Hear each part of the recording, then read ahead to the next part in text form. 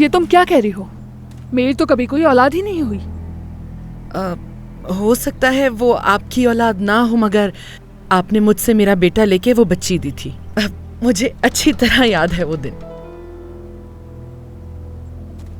यहाँ क्यों आई? क्या हमने ये तय नहीं किया था कि आज के बाद कभी नहीं मिलेंगे? तुमने उस वक्त अपने बेटे के बदले मुझसे पैसे भी लिए थे, याद है? यहाँ मजबूर होकर आई हूँ। जानती हूँ तुम्हारी मजबूरी। पैसे चाहिए ना तुम्हें? अरे नहीं नहीं, मुझे पैसे नहीं चाहिए बिल्कुल। मैं तो यहाँ सिर्फ सबा के लिए आई हूँ। 18 साल की हो गई है अब वो।